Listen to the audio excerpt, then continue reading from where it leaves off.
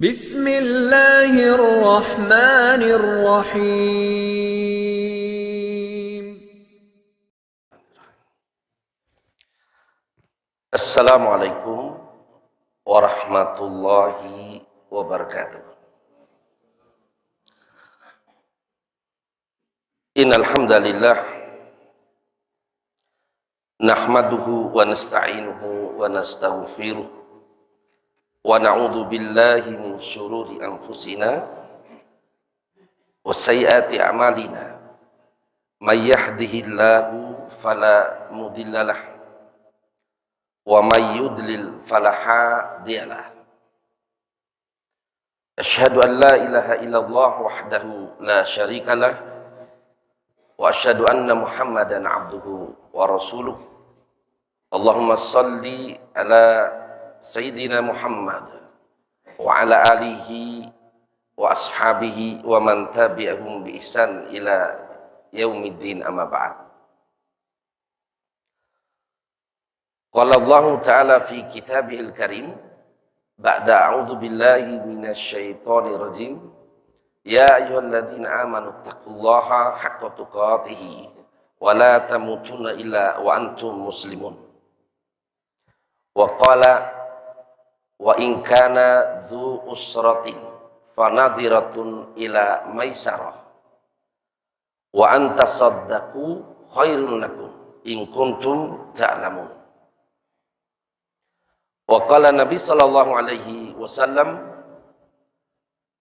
man naffasa an gharimihi aw maha anhu kana fi dhillil arsy yaumal qiyamah. Rawahu Muslim wa Ahmad. Jamaah sekalian, kaum muslimin arsyadakumullah, kembali kita pada kesempatan yang berbahagia ini, kita berada di majelis yang mulia setelah kita menunaikan sholat subuh secara berjamaah. Kita lanjutkan dengan saling menasihati satu sama lain di antara kita. Mudah-mudahan dengan nasihat-nasihat melalui ayat-ayat Allah dan hadis-hadis Nabi Sallallahu Alaihi Wasallam dalam kehidupan kita bisa terbimbing atau senantiasa kita berjalan di atas petunjuk Allah dan Rasul-Nya. Jamaah sekalian, kaum muslimin arsyadakumullah, di dalam agama kita ada beberapa aspek yang terkait atau menunjang dalam kehidupan kita. Aspek yang pertama yang selalu dan banyak diketahui oleh kita adalah yaitu perkara usuluddin yang menyangkut tentang akidah, tauhid, usulul iman yang bicara tentang pokok-pokok dalam ajaran agama kita, yaitu akidah Islam. Yang kedua yang membicarakan tentang persoalan ibadah. Bagaimana cara kita untuk taat kepada Allah dalam mengabdi, mendekatkan diri kepada Allah Subhanahu wa taala. Dan itu dibahas di dalam agama kita yang menyangkut tentang ubudiyah. Yang ketiga yang membicarakan tentang persoalan akhlak, perilaku kita sehari-hari. Bagaimana seorang muslim memiliki akhlak yang mulia yang dicontohkan oleh baginda Nabi Sallallahu Alaihi Wasallam. Nah, yang keempat ini sangat penting, juga menunjang dan aplikasi dari persoalan akidah, tauhid tadi, ibadah maupun akhlak kita, yaitu muamalah, hubungan satu sama lain di antara kita. Bagaimana kita bertetangga, bagaimana kita bersahabat, bagaimana urusan kita utang piutang, urusan jual beli masuk dalam bab muamalah. Pada kesempatan yang berbahagia ini, Mada akan menyinggung tentang bab muamalah khusus. Bagaimana adab kita di dalam utang piutang. Karena seorang muslim tidak mengerti persoalan ini, itu bisa menjadi persoalan urusan akidahnya atau imannya, urusan ibadahnya berantakan. Apalagi urusan akhlak yang seorang dalam muamalahnya tidak benar, nanti menyangkut. Bagaimana urusan jujurnya, amanahnya, dan lain sebagainya. Oleh karena itu, teman sekalian, penting untuk kita membahas permasalahan ini. Allah Subhanahu wa taala membimbing kita melalui firman-Nya di dalam surat Al-Baqarah ayat 280. Wa in kana dzu usratin fanadhiratun ila maisarah wa an tasaddaqu khairul lakum in kuntum ta'lamun. Ayat ini Allah Subhanahu wa taala, ya, sebelumnya Madam menyampaikan mafhum ayat ini.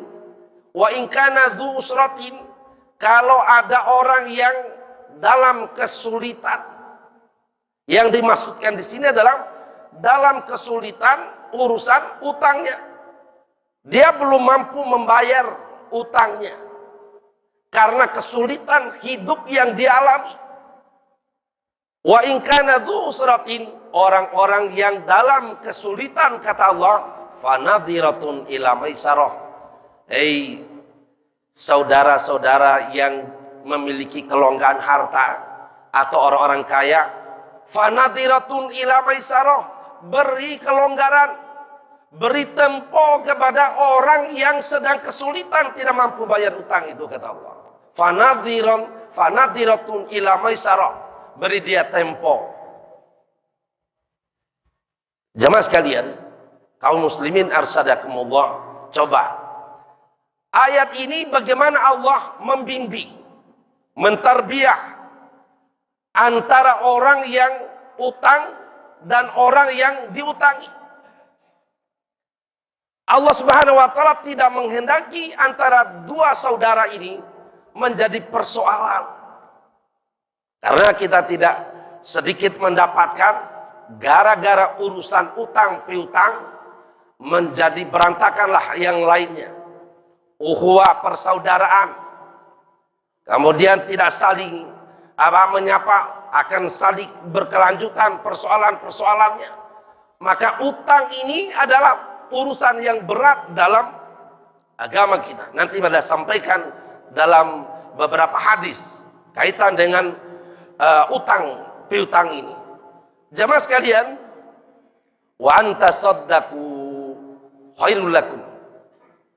Orang saudaramu yang belum mampu membayar tadi, engkau beri tempo.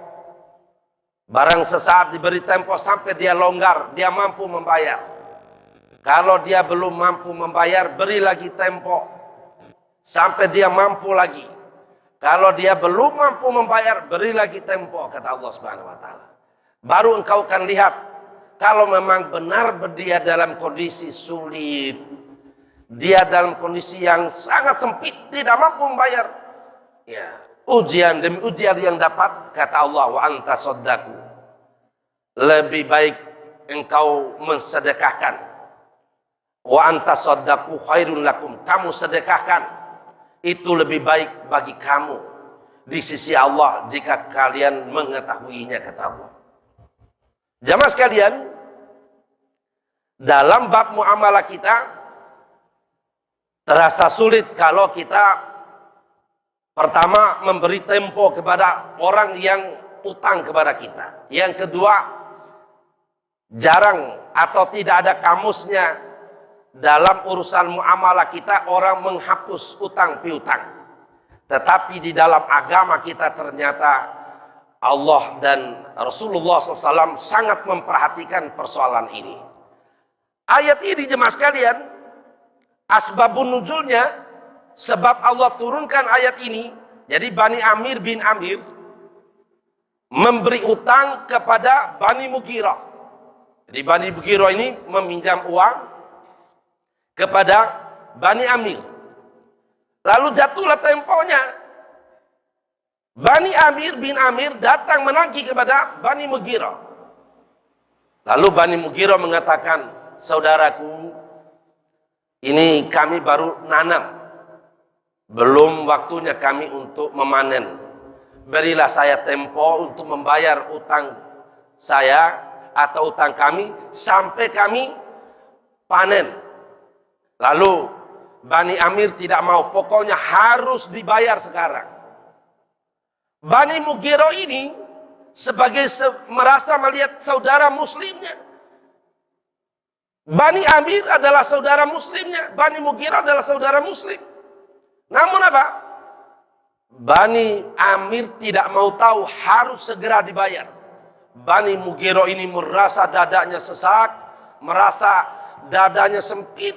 Kemana dia harus menyampaikan persoalannya ini? Maka dia angkat tangan Bani Mughirah ini kepada Allah. Ya Allah, saudara kami Bani Amir tidak bisa memahami keadaan dan kondisi kami sedang dalam kesempitan ini. Maka Allah Subhanahu wa taala menurunkan surat Al-Baqarah ayat 280 ini. Wa in kana dzu usratin fanadhiratun ila maisarah. Hei Bani Amir, hai mereka yang memberi utang, hai mereka yang memiliki kelonggaran harta, orang kaya, kau lihat saudaramu dalam kesempitan, jangan kau berikan, jangan kau biarkan dia dalam kondisi yang seperti itu. Fanadhiratun ila maisarah. Allah membimbing orang-orang kaya yang memiliki kelonggaran harta, beri mereka itu kelonggaran. Pertanyaannya, siapa di antara kita ini yang tidak punya utang piutang? Pasti kita ini. Karena apa? Tilkal ayyamu nudawiluha bainan nas. Hari-hari itu dipergilirkan antara kita. Hari ini kita ini dalam kondisi kelonggaran harta, diberi oleh Allah harta yang melimpah. Tidak menutup kemungkinan besok atau lain waktu Allah pergilirkan, menjadi jatuhlah kondisi kita dalam kesempitan. Kalau kita pernah memperlakukan saudara kita yang kondisinya terjepit tadi, kita perlakukan dengan cara yang tidak bijak, maka suatu waktu itu akan berlaku hukum itu. Kita juga akan diperlakukan hal yang sama oleh orang atau pihak lain. Maka jemaah sekalian, kaum muslimin arsadakumullah, maka dalam urusan utang piutang ini persoalan yang besar, persoalan sangat besar. Suatu kali dibawa ini jenazah di Masjid Nabawi, lalu para sahabat meminta kepada baginda Nabi SAW untuk mensolatkan jenazah muslim tadi. Lalu Rasulullah bertanya, apakah dia punya utang? Ini jenazah ini punya utang atau tidak? Lalu para sahabat mengatakan, ya Rasulullah, dia punya utang. Maka kata Nabi SAW, demi Allah, saya tidak akan mensolati jenazah seorang muslim yang mati dalam memiliki utang. Nabi SAW tidak mau mensolatkan jenazah seorang muslim yang memiliki utang. Lalu kata Nabi, solatlah salah satu di antara kalian yang menjadi imam. Maka para sahabat ini meminta agar Nabi yang mengimami. Maka kata Nabi seperti tadi. Lalu seorang sahabat mengatakan, ya Rasulullah, baginya utangnya, bagiku utangnya. Artinya aku yang akan melunasi, menjadi tanggungan aku. Sehingga dalam ilmu fikih, para fuqaha mengeluarkan satu kesimpulan, jika A utang kepada si B, lalu A ini belum mampu membayar utangnya, maka boleh dibayar oleh si C atau pihak ketiga. Ya, si C boleh melunasi utangnya atau mengatakan utangnya menjadi tanggunganku. Itu boleh. Tapi kita melihat di daerah kita ini luar biasa. Akhlak yang baik. Kalau ada orang-orang meninggal dunia, lalu mereka memiliki utang kepada kita, maka dengan rela hati, ikhlas, lapang dada kita datang. Kita menyampaikan kepada keluarganya dengan bisik-bisik, dia pernah utang sesuatu kepada saya, sekian-sekian, tapi saya mengikhlaskannya, melunaskan. Itu banyak sekali. Ini akhlak yang baik. Akhlak yang baik di dalam agama kita. Apa? Membebaskan utang kepada orang yang tadi orang meninggal itu. Ya, kalau kita sudah melihat itu, maka di dalam surat An-Nisa ayat ke-11 Allah Subhanahu wa taala berfirman, "Min ba'di wasiyatin yusa biha au dain." Nah, ini kita perhatikan di masyarakat kita ini. Terutama anak-anak ini.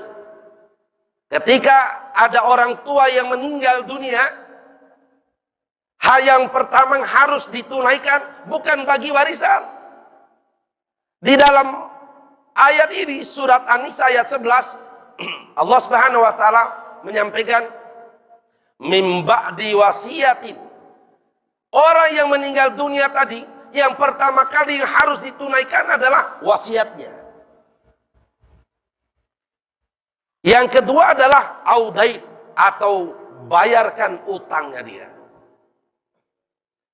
Harta warisan yang dimiliki oleh jenazah atau orang tua tadi tidak boleh serta-merta dibagi kepada anaknya, tapi harus ditunaikan dua hal dulu yang pokok, yaitu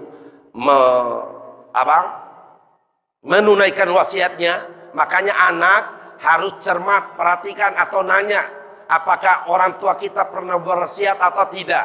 Anak yang soleh, dia akan segera menunaikan wasiat orang tuanya. Jangan dulu diincar harta orang tuanya, tunaikan dulu wasiatnya. Wasiat itu tidak boleh ditunaikan setelah pembagian harta warisan.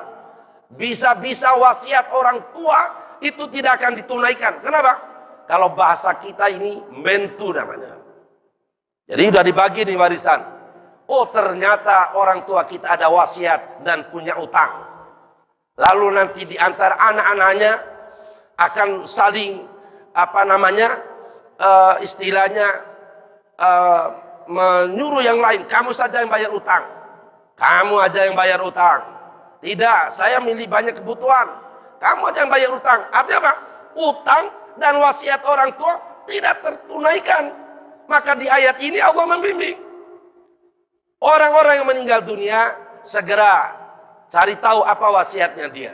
Kalau tidak, kalau wasiat orang tua tidak ditunaikan oleh anak, anak ini yang akan bertanggung jawaban di hadapan Allah Subhanahu wa taala. Ini perhatikan oleh kita ini. Tetapi dalam ayat itu audain, atau utangnya orang tua. Tidak boleh kita bagi warisan, nanti utangnya kita bayar. Tidak, segera dibayar utang. Bahkan dalam riwayat lain, jenazah yang tidak dibayarkan utangnya itu menggantung dia. Itu menjadi persoalan besar nanti di hadapan Allah Subhanahu wa taala. Maka Nabi SAW itu agak tegas. Orang tidak bayar utang tidak disolatkan oleh Nabi SAW. Jenazahnya untuk apa? Untuk memberikan peringatan kepada kita agar si mayat ini selesaikan utang piutangnya. Makanya jamaah sekalian, kaum muslimin arsadakumullah, kata Nabi SAW, yukfarudz dzunuba lisyahid. Kata Nabi SAW, dosanya orang yang mati syahid itu diampuni oleh Allah. Setiap dosa orang mati syahid itu diampuni oleh Allah, illa dain, kecuali utang. Di dalam bab ini ternyata utang itu dosa, jemaah sekalian. Ini makanya jangan mudah kita utang sana, utang sana, utang sana, gali lubang, tutup lubang. Mudah meminjam uang, nanti sulitnya membayar. Utang ini persoalan besar dalam agama kita ini. Walaupun ada ayat ini maksudnya tidak berlaku kepada orang yang dalam urusan muamalah utang, hidupnya tidak yang lain kecuali utang. Hanya apa? Kalau orang sudah terbiasa dengan utang, maka dia akan terbiasa dengan kebohongan. Dia akan suka bohong dia nanti. Bahkan dia menghalalkan kebohongan. Jemaah sekalian, di dalam hadis riwayat Imam Muslim dan Imam Ahmad, ya ini membicarakan tentang Abu Qatadah. Abu Qatadah ini Masya Allah, seorang sahabat Nabi radhiyallahu anhu. Orang Abu Qatadah ini orang kaya di zaman Nabi. Dia seorang sahabat dari Madinah datang kepada Abu Qatadah meminjam uang atau utang. Lalu diberilah oleh Abu Qatadah. Sudah jatuh temponya Abu Qatadah datang menagih utang kepada sahabat Ansor tadi. Menagih utang. Namun sahabat Ansor tadi sudah jatuh temponya, namun dia belum membayar utang. Datang Abu Qatadah menagih utangnya. Ya haknya seorang yang memberi utang, mengingatkan kepada orang yang diutangi. Datang Abu Qatadah, namun si sahabat tadi tidak berani keluar. Ya, Abu Qatadah pulang, sudah diketuk 3 kali, dirasa tidak dijawab salamnya. Abu Qatadah berbaik sangka barangkali dia ini sedang bepergian atau keluar rumah. Padahal ada di dalam rumahnya. Di dalam rumahnya ada, bukan tidak ada. Tapi dia tidak berani menampakkan. Kenapa? Dia belum mampu untuk membayar karena kondisi yang sulit. Lain waktu datang lagi Abu Qatadah. Pas di depan rumah ini keluar seorang anak kecil. Begitu anak kecil tadi keluar, ditanya apakah Fulan bin Fulan ada dalamnya. Ada. Dia ada di dalam. Maka Abu Qatadah, ya Fulan bin Fulan, aku tahu engkau ada di dalam rumahmu. Aku sudah datang berkali-kali. Keluarlah, temui dulu aku. Ini Abu Qatadah nih. Keluarlah sahabat tadi dalam kondisi yang malu. Tidak berani menatap wajahnya Abu Qatadah. Kan begitu biasanya orang yang utang gitu kan. Tidak berani menatap wajah orang yang menagih. Malu. Ini akhlaknya. Apa yang terjadi? Saudaraku, aku sudah berkali datang ke tempat kamu, namun engkau tidak ada. Kau sudah jatuh tempo untuk membayar utangmu. Kenapa engkau tidak membayar? Lalu sahabat tadi mengatakan, dia menyampaikan alasan yang sebenarnya. Abu Qatadah, bukan aku tidak membayar utang, oh ya Abu Qatadah, tapi kondisi aku yang sedang kesulitan. Ini anakku sakit, istriku melahirkan. Ini ketika aku ada uang ternyata ada kebutuhan ya Abu Qatadah. Oh gitu kata Abu Qatadah. Akhirnya dalam riwayat itu Abu Qatadah menangis. Abu Qatadah ini orang kaya, ketika dia menagih utangnya, si muslim yang tidak mau bayar utang tadi menangis Abu Qatadah. Kenapa? Abu Qatadah mendengar sabda Nabi SAW. Inni sami'tu Rasulullah SAW yaqul, aku pernah mendengar Rasulullah SAW bersabda, man nafasa an gorimihi au maha anhu kana fi dhillil arsy yaumal qiyamah. Hadis ini riwayat Imam Muslim dan Ahmad. Kata Abu Qatadah, aku mendengar Nabi SAW pernah bersabda. Dalam hadis ini coba bayangkan, akhlaknya orang kaya ketika menagih utang. Kata Abu Qatadah, aku mendengar Nabi SAW bersabda, man nafasa an gorimi, siapa yang meringankan, menolong, membantu orang-orang yang terlilit utang, au mahanu, atau menghapusnya utangnya. Artinya apa? Dibebaskan. Membebaskan utang itu di dalam Islam ini masuk apa? Sodakoh. Memberi atau sodakoh kepada orang kaya, kepada orang miskin. Kenapa? Di dalam fikih ada 8 asnaf, 8 golongan orang yang berhak untuk mendapatkan utang. membayar zakat, berhak untuk mendapatkan zakat atau sedekah kita. Salah satunya adalah yaitu orang yang terlilit utang. Orang terlilit utang, ya mereka itu dibebaskan atau disedekahkan oleh kita. Ya.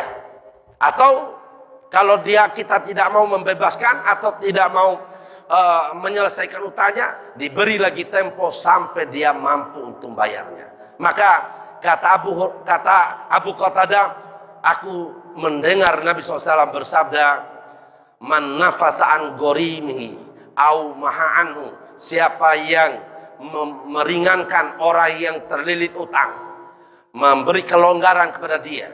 Artinya apa? Kondisi yang sempit tadi itu diberi kesempatan lagi sampai dia mampu. Au mahanu, atau membebaskannya. Kana fi dhillil arsy yaumal qiyamah. Orang yang memberi tadi kelonggaran atau membebaskan, dia nanti di akhirat, kata Nabi SAW, fi dhillil arsy, dalam naungan arsy Allah. Ketika tidak ada naungan kecuali naungan Allah, salah satu yang akan mendapatkan naungan adalah orang kaya yang melunasi atau membebaskan utang saudara muslim yang lain. Ini dalam agama kita. Tidak ada kamusnya di dalam agama-agama lain. Ini mulianya Islam ini. Wah, kita melihat ini. Saudara kita yang mendapatkan kesempitan hidup, siapa yang akan membantu meringankan mereka kalau bukan kita? Ya, di Madab mungkin pernah mengkisahkan, suatu kali Madab dihubungi oleh aparat desa di Dompu ini, cukup jauh dari desa O ini, ada 60 kilo. Lalu sampai di sana, lalu disampaikan, Ustadz, ada keluarga kami 2 bulan sakaratul maut. 2 bulan sakaratul maut. Iya Pak Ustaz, ini daging di bagian paha dan betisnya itu sudah membusuk, sudah ulat, bau sekali. Kondisinya sangat mengerikan. Artinya pada kondisi sakaratul maut ini dia sangat berat. Lalu dari aparat desa itu minta kepada Mada untuk ruqyah. Anda melihat ini orang sakaratul maut, bukan di ruqyah ini. Ini harus diselesaikan dulu permasalahannya. Saya yakin orang ini waktu hidup dia punya muamalah yang nggak bagus. Lalu saya tanya, dia ini dulu apa aktivitasnya? Oh ini, dulu dia ini orang miskin Ustaz. Miskin di desa kami ini. Lalu suatu waktu dia berhasil, panennya itu ya dia sendiri yang luar biasa. Kemudian pada waktu itu saudara kandungnya itu gagal panen. Dia datang, saudara kandungnya ini minta utang kepada dia untuk membayar utangnya di tempat lain karena dia gagal panen. Dipinjamlah oleh saudaranya itu. Ya nggak banyak, sekitar 2 jutaan. Dipinjamlah. Tetapi istrinya, adiknya ini itu membungakan uang lah istilahnya orang kita ini, riba gitu. Lalu saudaranya ini bayar utang kepada orang yang dia minjam kepada adiknya. Dia mengira minjam kepada adiknya itu tidak ada prosentasenya, ya utang biasalah saudara. Kalau bahasa kita ini darah daging kita, kira Anda itu saudara kandung kita. Rupanya itu si istrinya itu dihitung itu. Didatang waktunya untuk membayar utang, didatang ternyata belum bayar utang sampai 2 tahun. Belum mampu bayar utang saudaranya ini. Lalu istrinya ini ngomel kepada suaminya, yaitu adiknya tadi. Hei, abang, kalau bahasa kita amal moneh, itu orang lain sudah bukunya ini sudah lunas, sudah dicoret, lunas. Tapi saudaranya, abangnya, akang, ini belum melunasi utangnya. Apa nggak malu? Datanglah saudaranya ini, ya ini yang sakaratul maut ini. Datang menagih utang kepada kakaknya, hiraan dengan bahasa yang dia vulgar di depan orang banyak itu. Dia menagih utang dengan cara yang kasar. Kalau bahasa Bimanya, ain kenefa weki, conggo mereka harus dicolak, tisibab colan conggo, jual istri kamu, landa pebeim. Coba bayangkan. Oh, kalimat ini yang membuat Allah murka itu. Ada sampaikan, Allah ini kalimat ini yang membuat murka itu. Artinya apa? Dia memerintahkan, seolah-olah dia mensyariatkan kepada orang lain, suruh melakukan, menjual hak dirinya, istrinya, suruh berzina, suruh jual kehormatannya untuk melunasi utangnya.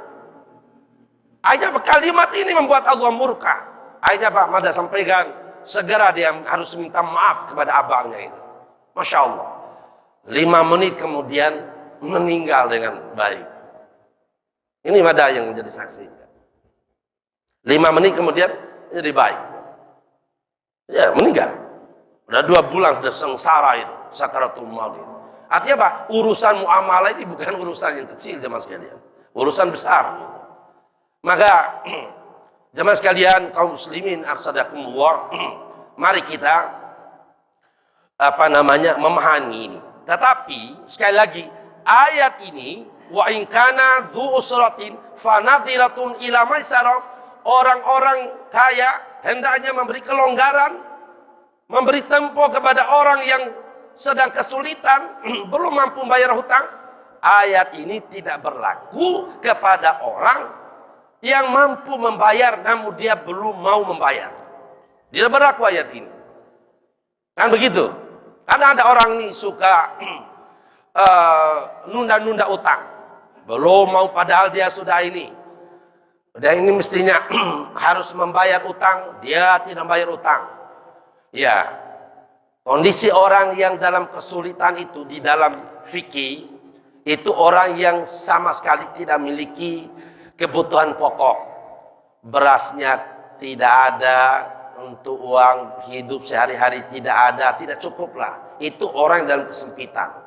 Tapi kalau orang itu memiliki kelebihan, lalu bahkan ada sekarang ini, kita ini di tengah masyarakat kita, ya semuanya mampu bayar, tapi dia suka hobi utang, tidak bayar utang, atau suka menunda utang.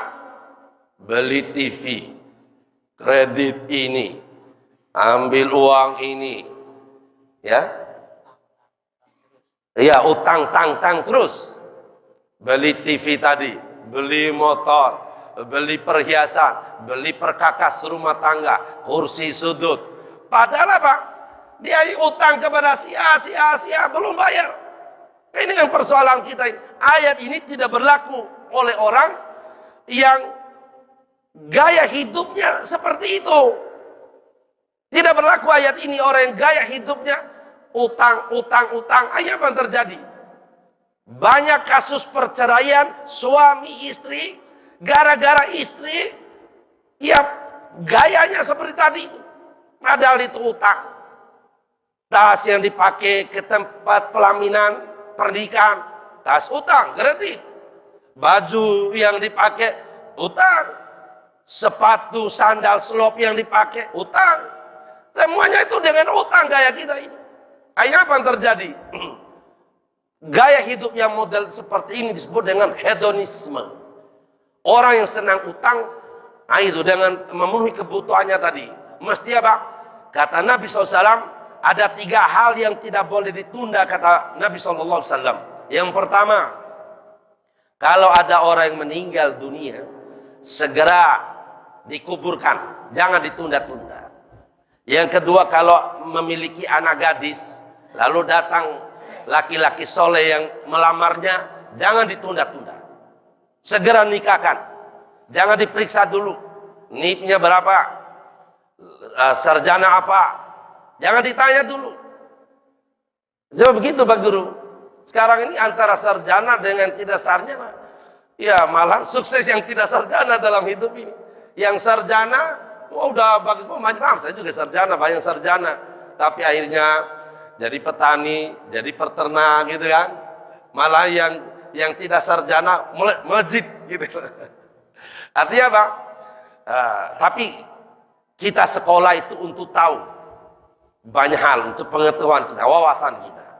Jemaah sekalian, orang yang kedua ini kata Nabi, kalau ada orang yang memiliki anak gadis, datang laki-laki yang melamar, segera dia nikahkan, jangan ditunda-tunda. Kalau cukup umur. Yang ketiga kata Nabi SAW, orang yang utang, kalau dia mampu membayar utang, segera lunasi utangnya. Ya, segera lunasi utangnya. Nah ini tidak boleh menunda. Yang lain boleh kita tunda, tapi dalam masalah ini tidak boleh kita tunda. Kenapa? Karena tadi dosa besar orang yang mati belum bayar utangnya. Ya, kasihan sebetulnya. Ini jemaah sekalian kaum muslimin arsadakumullah, mari kita memperhatikan ayat yang mulia ini. Allah membimbing agar hubungan orang yang kaya dengan orang yang tadi miskin, orang yang memberi utang dengan orang yang diutang, ayat inilah tetap bimbingan Allah agar hubungan mereka tetap harmonis, tetap baik, tetap terjaga ukhuwah persaudaraannya. Kenapa? Gara-gara utang piutang ini menjadi berantakanlah banyak hal. Akhirnya apa? Tidak saling menyapa. Akhirnya terjadi tindakan-tindakan kriminal, tindakan-tindakan apalagi saat ini. Justru orang yang utang itu malah justru yang marah-marah kepada orang yang memberi utang. Didatang baik-baik, ditagi, ya lembo ade adinda bang atau apa gitu. Lembo ade ini sudah temponya bayar utang. Malah dia yang suka marah-marah gitu. Kita yang diusir. Suku diusir baik-baik, malah diusir dengan apa? Dengan cara yang kasar, malah kita yang dicaci maki. Nah, ini kan gak punya akhlak ini. Sudah orang membantu, tidak bersyukur, kan begitu kan? Nah, oleh karena itu, di dalam ayat ini Allah membimbing pihak orang yang memberi utang dengan orang yang diutang. Ya. Kedua-duanya harus agar terjaga hubungannya, kemudian hendaknya saling, istilahnya saling memberi kelonggaran. Ya, jemaah sekalian, ditagi utang itu wah luar biasa. Ditagi utang bagi seorang, ya Pak Guru ya, wah itu menjadi kehormatan itu. Kehormatan kalau kita ditagi utang. Lalu orang yang menagih tadi dengan bahasa yang Masya Allah melampaui batas, itu menjadi kehormatan, menjadi taruhan kita. Maka hendaknya kita membayar utang, menyelesaikan utang piutang kita, atau orang-orang yang diberi kelebihan oleh Allah harta, beri kelonggaran kepada mereka sampai dia mampu membayar utang. Bila mereka belum bayar utang, karena ayat tadi disambungkan dengan kalimat wa antasaddaqu khairul lakum in kuntum ta'lamun. Sekiranya kalian mensodakokan, artinya mengikhlaskan, membebaskan utangnya, boleh separoh. Misalnya ada A utang kepada kita 50 juta. Ternyata si A ini belum mampu bayar utang, dia sudah berusaha untuk bayar utang, belum mampu bayar. Maka tunggu sampai beberapa waktu. Dia ternyata tidak mampu. Lalu kita katakan, saudara kau si A, 10 juta aku lunaskan utang, aku bebaskan. Utangmu aku catat 40 juta. Diberi kelonggaran itu. Sampai dia berusaha. Sampai waktunya dia juga belum mampu. Sudah berusaha dengan semampunya, belum mampu. Si Yang memberi utang tadi mengatakan, saudaraku, aku bebaskan lagi 10 juta. Artinya nilai dibebaskan 10-20 juta tadi itu sedekah. Bila dia mengikhlaskan, boleh dia melanjutkan sampai membebaskan semuanya atau bebaskan sebagiannya. Itu, Masya Allah, indah sekali dalam Islam ini. Nah itu nilainya tadi itu. Kata Abu Qatadah, mendengar Nabi SAW bersabda, man nafasa an gorimi au ma'anu, siapa yang menolong membebaskan utang orang yang terlilit utang atau menghapuskan utangnya, kana fi dhillil arsy yaumal qiyamah, dia berada dalam lindungan Allah pada hari kiamat kelak. Masya Allah, dalam hadis lain, man nafasa an mu'minin fi kurbatin min kurabid dunya nafasallahu fi kurabi yaumal qiyamah, siapa yang memudahkan urusan orang-orang yang sulit, siapa yang menolong, membantu orang-orang dalam kesusahan dalam urusan dunia, maka kelak pada hari kiamat Allah akan menolong, membantu, meringankan urusannya.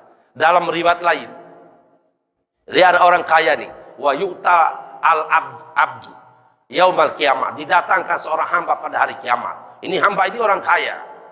Lalu ditanya oleh Allah, hei fulan, hambaku, apa yang kau amalkan dengan amanah harta yang telah aku berikan? Ya Allah, aku ini tidak bisa membangun masjid, aku tidak bisa berbuat sesuatu dengan hartaku ya Allah. Hanya saja ya Allah, saya ini kebiasaan saya, kalau ada saudaraku yang utang kepadaku, lalu aku melihat dia datang padaku, dia tidak mampu membayar utang, dia memelas, ya, minta belas kasihanku, lalu aku membebaskan utangnya. Maka kata Allah Subhanahu wa taala, aku yang lebih berhak untuk membalas atas kebaikan engkau menolong hambaku. Karena jemaah sekalian kaum muslimin arsadakumullah, orang yang menolong saudara muslimnya itu dia akan mendapatkan pertolongan Allah Subhanahu wa taala. Demikian yang Mada sampaikan, mudah-mudahan bisa dipahami. Tausiah yang Mada sampaikan ini tidak ada kaitan dengan persoalan-persoalan ini, tetapi hanya maksud Mada adalah untuk memperbaiki satu sama lain di antara kita. Pada akhiri, subhanakallahumma wa bihamdika asyhadu an la ilaha illa anta astaghfiruka wa atubu ilaik. Wassalamualaikum warahmatullahi wabarakatuh.